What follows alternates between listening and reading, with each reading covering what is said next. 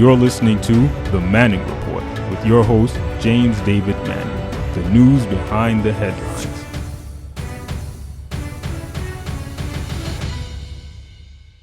Over the past couple of days, that indicate that, Trump's, the Judge Mehta there in the D.C. District Court ruled that the subpoena to the Mehta accounting firm that handles all of Trump's accounting processes for a greatly number of years, including his tax returns and his business holdings and all of his development projects and handled by his accounting firm, that the Judge Mehta ruled that those records ought to be turned over to Elijah Cummings, who's chairman of the House Oversight Committee. That was a successful move by Elijah Cummings to get Trump's financial records. However, the attorneys for Trump after that, and then Judge Mehta refused to give a stay, usually in the lower court. It is par for the course that once a judge rules against something or for it, a stay is put in order if there's something that can bring damage or harm to someone. But Judge Mehta refused to give a stay because the argument that was argued by the Trump lawyers was so weak and frivolous that it did not merit a stay.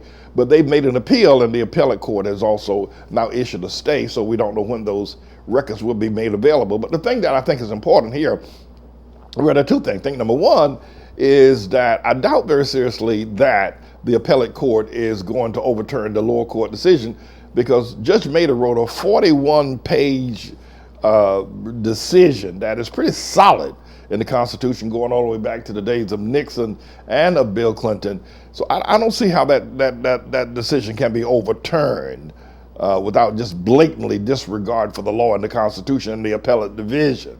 That having been said, however, the Appellate Division may drag their feet, or they may in due course take a very long time to reach a decision about whether or not those financial records from the Mehta accounting firm should be turned over to the Oversight Committee. So that could be a week, a month, 2 months, 3 months, 4 months, 5 months, could be a year before a decision is finally reached. And Elijah Cummings, the chairman of the House Ways and House Oversight Committee, would get his hands on Trump's tax returns and all of Trump's financial records. So but the very fact that Judge Mehta ruled that that the subpoena was valid and the return and the accounting firm should respond within 6 days is a major blow to the Trump Foundation. It's actually what it is a removal of the cornerstone. And now the cornerstone is resting on a sponge. And then on yesterday, Judge Ramos here in New York City also ruled out. Many people thought that he would not, because the application for Trump's financial records from Deutsche Bank, the judge had, in the deliberations, the hearing they stated that the information was so broad. They wanted information about Trump. They want all information, financial information from Deutsche Bank about Trump, about his children, about his grandchildren, and about a whole host of other people ancillary to Trump. So the Judge Ramos had stated initially, or during the hearing on yesterday, that the request for information was so broad, he didn't know how that would be the best way to deal with it. So a lot of people, including myself, thought that, well, he was going to rule against it and ask them to come back with a more defined, definitive, perhaps a singular request for information about Tribulation Trump only. But no, he ruled that for everybody that the courts can now, or the Congress can now have the information on Trump's grandchildren, on Trump's children, and on all of the ancillary incidents, any way Trump has handled money, or the Trump family, or the Trump organization, or Trump University, or Trump Steaks, or Trump Vodka, or Trump Ties, has handled money through Deutsche Bank, is now available. And then the third item of Trump's tower beginning to crumble, and the cornerstone being removed, is that the New York State legislature passed on Tuesday a law that will be signed by Judge Andrew Cuomo, that the New York State, Trump's New York State tax filings can be subpoenaed by any branch of the government, and the New York State will hand those tax returns over. So there's a three-pronged attack upon Trump, where he lost, and he lost again. So it looks as if that Trump's in a world of trouble. My concern is this: is that what's going to happen, and what is Trump hiding in his tax returns? What do you think it is? A lot of people think that he's hiding the fact that he's not a billionaire, and that very well may be true. And if he is a billionaire, he certainly isn't the billionaire that he says that he is. And if he is a billionaire, is it because of highly inflated values of his properties for the purpose of making him look like a billionaire, and a great deflation of same properties? Has Trump committed financial crimes is what a lot of these investigators and financial type prosecutors are going to be looking at to see, well, what has he done and how has he managed his money, and is he culpable in any way? But I would think that most of Trump's supporters would not be disappointed, nor would they leave him if they discovered that he's not a billionaire. I don't think that would necessarily, it might weaken their resolve a bit, but I think their disdain for the Democrat Party, their disdain for Hillary Clinton, their disdain for everything that the Democrats stand for, and their disdain for Obama is so strong that they would not be fazed by the fact that Trump is not a billionaire, and that he has perhaps involved himself in something that could be criminally suspicious. That could take 10 years to work out in the courts to prove that he has done something criminally wrong, or at least 3 to 4 years. So I don't think he'd lose anybody on that regard. However, I do think, though, if the financial reports that are released, the tax returns that are going to be forthcoming, whenever they are forthcoming, would perhaps, if Trump has not paid taxes, let's say in 4 or 5 years, he has not paid a nickel in taxes, like Jeff Bezos of Amazon, the world's richest man, has not paid a nickel in taxes in years, yet he's the world's richest man. The American tax loophole system is just incredible, and it definitely needs to be fixed. But if Trump has not paid any taxes over the last 4 or 5 years, I think that some of his supporters, not everybody, but some of his supporters begin to look at him and say, wait a minute, we're taxpayers here, and we pay taxes and take it out of our Social Security checks, and yet you don't pay any taxes. Come on, man.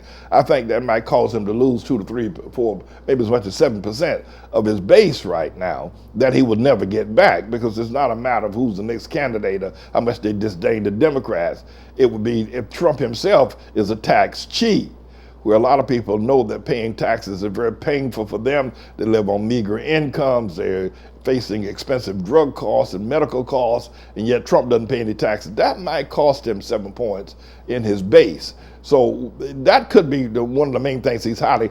But I think on the other end of the spectrum, where he perhaps he would be discovered that he's not a billionaire, that would be terribly embarrassing to Trump. I don't think he would lose anybody in his base, but it would be terribly embarrassing to Trump, whose man is as prideful as Trump is, that he's been running around talking about he's a billionaire, when in fact he is not.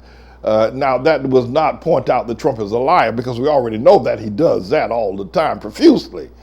But I think that it would disturb his ego and take away his boasting rights, because, Trump said, I'm rich. I'm very rich. I'm a rich man. I mean, I'm like a rich person.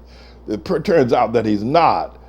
That might, and the House Oversight Committee, Elijah Cummings, we don't know when he's going to get these returns. If he gets them within the next month or so, turmoil is going to break out, chaos is going to break out in America when those tax returns are made public, whatever they are.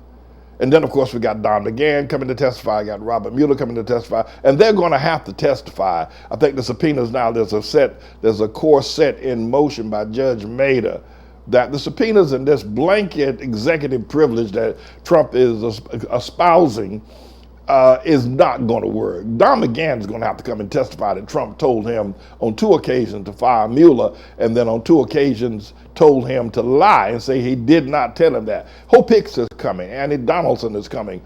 They're going to come. How soon is the question? How long can Trump fight this in court? We don't know. But I think most people are growing constitutional weary. I think most people are growing weary of Trump and the chaos that is set in over America and the clouding of the Constitution. I think most people are getting weary of that, and they don't want to. I think they will see a long, drag-out fight by Trump and his lawyers as that he is guilty and he doesn't want the light to shine. Because, you know, I mean, if the Mueller report fully exonerated Trump, like he said, no collusion, no obstruction, then why not let the report be seen? Why say you can't see it? If that's what it says. I mean, if it says you're innocent, which is Trump is espousing and all the others are saying, if it says you're innocent, then why not let the world see the report say you're innocent? If you're fighting it tooth and nail, so it cannot be seen, it must be just the opposite, that you're not innocent and that you are guilty of both collusion and obstruction of justice. And we've seen that in real time, right before our very eyes, play out over the last 2 years. So I would think that, you know, things could start crumbling by mid-July. We could be in a national crisis with all this information. Once it hits, it's going to hit like a hydrogen bomb. And you're going to see people scurrying, leaving the Trump ship. They're going to leave the Titanic called Trump Titanic. And it's going to leave the American government in chaos. So I would think that people ought to start thinking about how to protect themselves when our government goes dark. And it might not happen in July. It may happen in June. And it may not happen till December. We don't know.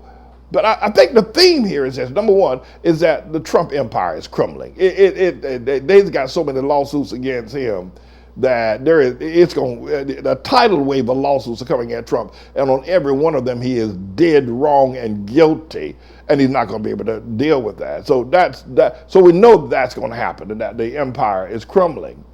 The issue here now is how would that affect America? How will that affect the economics? How will that affect the social? Will it turn out the lights on America? Will we sink into a morass of darkness, chaos, and infighting?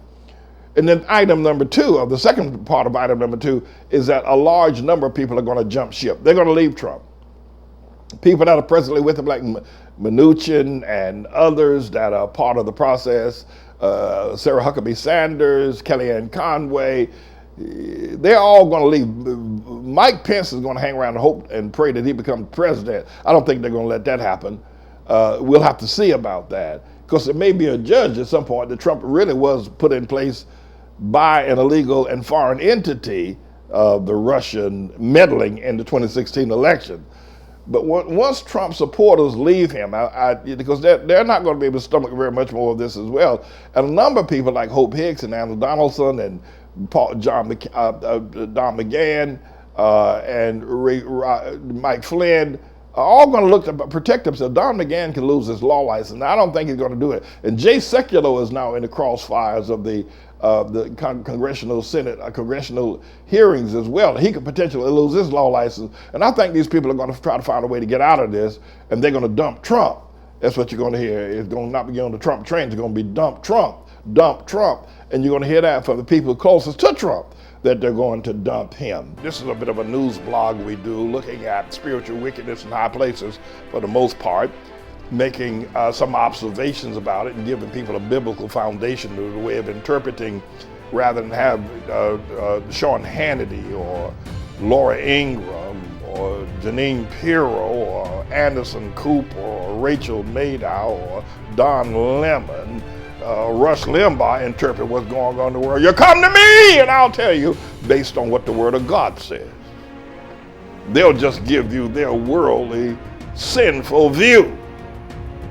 But the Manning Report will tell you what God has said, whether to say yea or nay, whether to go or to stay.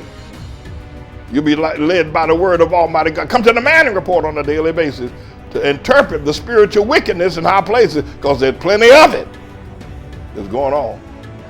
And so I'm the Lord's servant, James David Righteous Rebel Manning, and I'm here to serve you with news and information.